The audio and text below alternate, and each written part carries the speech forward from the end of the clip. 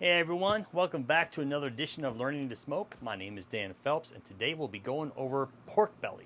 And so what we're going to do with this pork belly is we're going to smoke it like a brisket. Now you may have seen this happen before on social media, maybe you've seen it here on YouTube. The reason you want to do a smoked pork belly like a brisket is because it's going to be more affordable, and it's also going to cook quicker too. It's a simple recipe, takes about half the time than a regular beef brisket, and it is so good. If you've ever had pork belly, obviously, pork belly is where bacon comes from, so you're using that kind of meat, it's going to be phenomenal. If you haven't already, make sure that you like and subscribe to this video, because I want to make sure I produce more content for you that you like. Make sure to let me know in the comments anything else that you want to see in the future. Let's get to it.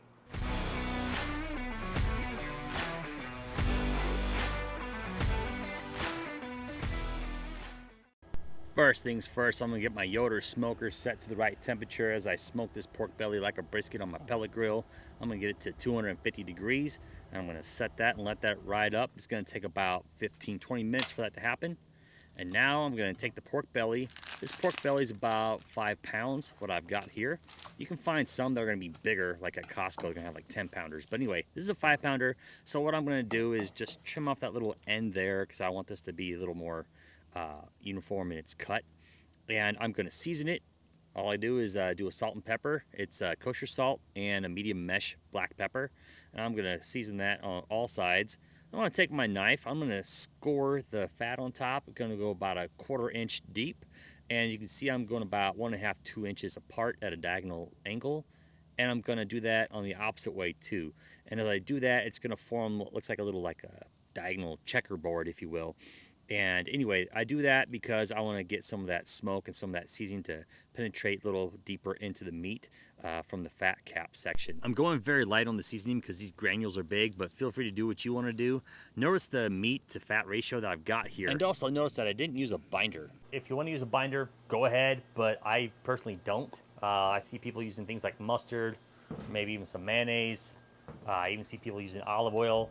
But keep in mind that these things don't really add much flavor at all to whatever it is you're cooking, whether it be a brisket, ribs, or even pork belly like we're doing right now. The only binders that I feel that add flavor are going to be those that have spice to it, like hot sauce, or even something sweeter like maybe even a barbecue sauce, which I've never seen people use as a binder before, but not to say it's never happened. But I would think that the sweeter and the spicier flavors are going to be the binders that actually stand out. So if you're adding this because you think it's going to add extra flavor, it's not going to add much. But you do you. As for me, I don't use it because I want to save all my condiments there and use those for other things. Now that my grill is up to temp, I'm going to put this pork belly brisket style here on the top rack. You don't necessarily need to do a top rack. I just like the mesh grate there on my Yoder smoker YS640S. But I'm going to set that in there and let it smoke for about 3 hours. And as it smokes, I'm going to spritz it. I'm going to spritz it with a 50-50 mix of apple cider vinegar and apple juice. So I'm going to take my spritz bottle here, and I'm going to take my apple cider vinegar, I'm going to shake it up a little bit. I'm going to pour in about 1 ounce. I'm going to spritz probably about 3 times total, so I'm going to do 1 ounce of each. And I'm going to grab my apple juice and do the same. You can use a funnel if you need to help pour it in without a mess. But I'm doing this long enough that I think I've got it down. And now I'm going to shake up that mixture together to make sure it blends well. And this guy is ready for spritzing. As I go to check on the pork belly, you'll notice that I've got this little lake that I have formed here. Sometimes that happens when you're smoking a product like that, or even with a brisket. What you want to do to help keep that pooling from happening is put something underneath it. Like I'm just taking a little bit of foil. I'm going to ball that up and just put that underneath. I'm using a smaller portion of what I used before. And you'll see there now that little pond, that little pool that I formed is gone. And now I'm going to spritz this thing. Like I said, I spritz it once an hour. I smoke for about 3 hours uncovered, unwrapped. But I'm also going to use my ThermoWorks signals. It's my little alarm thermometer here that I'm going to monitor temps at. And once it's about 165, that's when I'm going to pull it off and start wrapping. And speaking of wrapping, I'm using some pink butcher paper. You can use foil if you want, but I like pink butcher paper because it allows the meat to breathe a little better during the smoking process. I'm doing 2 layers here, and I'm rolling out about 3–3.5 feet. But make sure to keep the paper down on the edges because this is going to happen as soon as you walk away. Even with just the slightest of breezes outside, you make sure that you anchor the sides down. And you'll notice I'm using the spritz to spray down the paper. This is going to help make the paper more pliable, more bendy that way, which is going to make it easier to wrap with. And I'm going to put on some double layer gloves here. I've got a knitted glove and I've got my food handling glove. I've got a link in the description for these. These are super helpful, especially when it's handling hotter temperature meats like this. So we're looking at 165 degrees. I'm pulling that off and I'm going to put it right on the butcher paper that I've prepped, but also don't forget that little piece of foil that I had stuck to the bottom. Make sure to take that away. Now I'm going to lay down that smoked pork belly and I'm going to put on some beef tallow. I had some beef tallow from a brisket that I did a week before, so I'm just going to melt that down and use that to help add some flavor. But I'll start folding it up. You'll see that I fold up the sides and I fold over the top. I probably give myself about 6 inches or so I can have a little layer for that to fold, and then I smooth down the sides, and as I do that I'm going to fold it over once, and I've got a little space, so I'm just going to fold that little flap in there and put it like that, and we're going to take it back to the smoker. As I put this back on the smoker, I'm going to use my ThermoWorks Signals meat probe thermometer there, and I'm going to measure the temps to make sure I get to a temperature of about 202 degrees. That's what I'm aiming for. So I poke that on the side to the center of the thickest part, and I let that smoke until I can get that temperature I need. No need to spritz, obviously, but once it reaches that temperature, I'm going to pull out the probe, and I'm going to use that glove that I've got on still and pull that off so that way I don't burn my hand off, as you can see. Yeah. And I'm going to throw this in the cooler. So I'm going to put this in the cooler because I'm going to eat this a little later.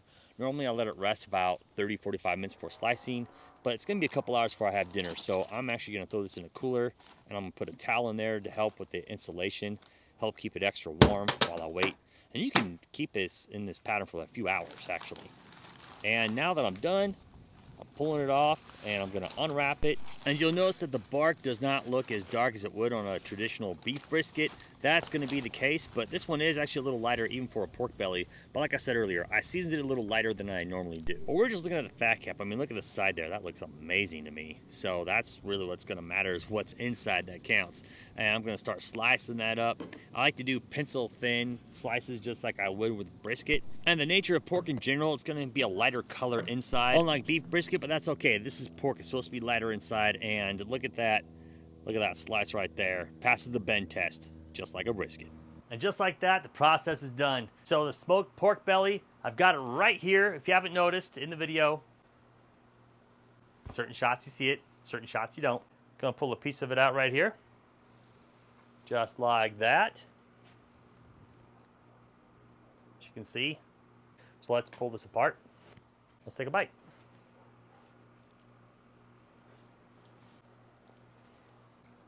And keep eating.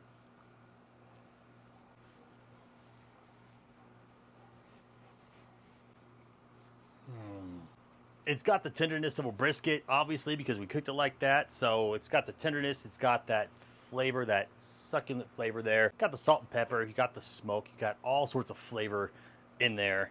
And it's cooked like a brisket, so it's got that tenderness just like a brisket. This is a super easy recipe, and I'm happy to pass the wisdom along here. Feel free to ask me any questions that you may have in the comments. And also, like I said before, if there's anything else you want to see me cook, please let me know. In the meantime, this is Dan Phelps signing off for Learning to Smoke. May your days be filled with good times, good friends, and good barbecue. I have more of this. That's mine. This is all mine. Bye.